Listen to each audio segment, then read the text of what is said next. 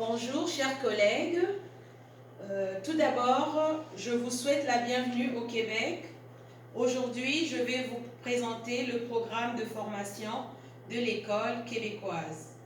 Et ensuite je vais vous présenter une situation d'apprentissage et d'évaluation que j'ai fait avec mes élèves pour expliquer comment fonctionnent les compétences transversales.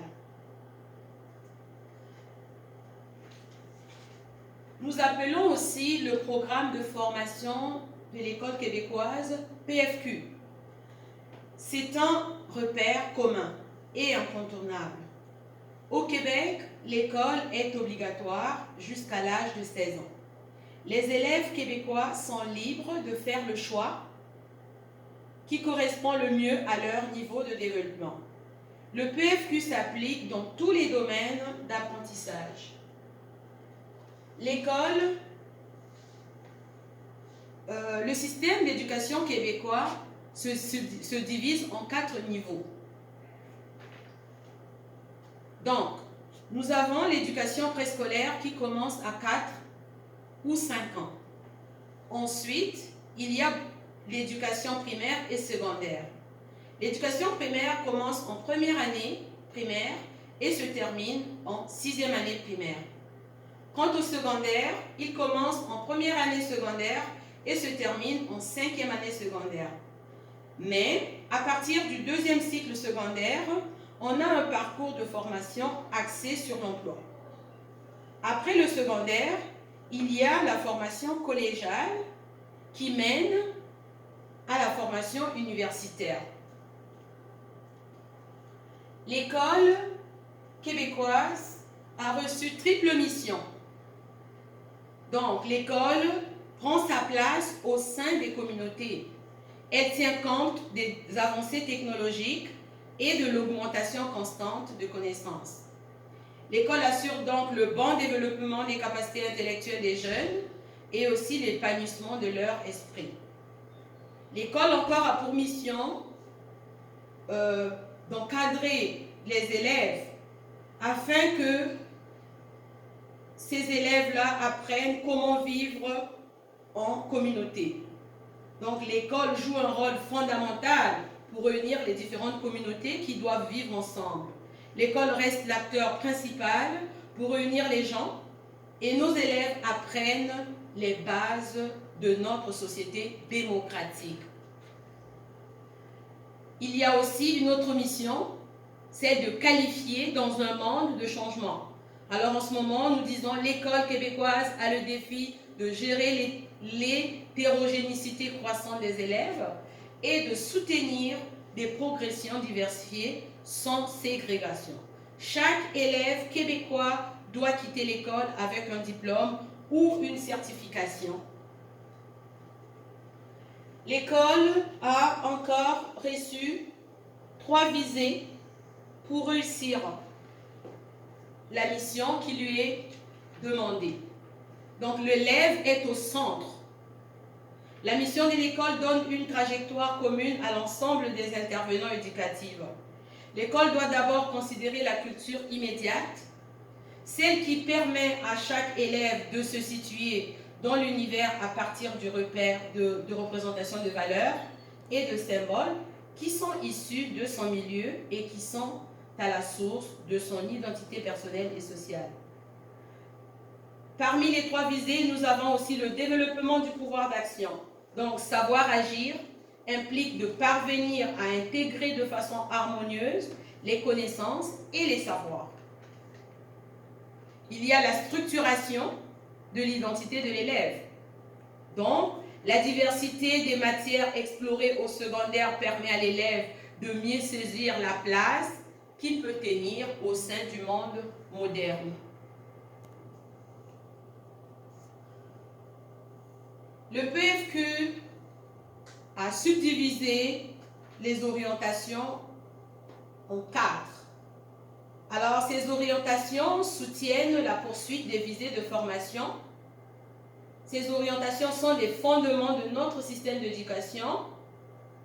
Donc, nous avons la réussite pour tous, une formation décloisonnée, une formation centrée sur le développement de compétences et une évaluation au service de l'apprentissage. Une fois de plus, l'élève reste au centre. Tous ces moyens sont mis en œuvre pour la réussite de l'élève. On peut expliquer un peu qu'est-ce que ça veut dire décloisonner. En effet, les élèves vont construire leur savoir par la résolution des problèmes. Ces problèmes font appel à différentes connaissances.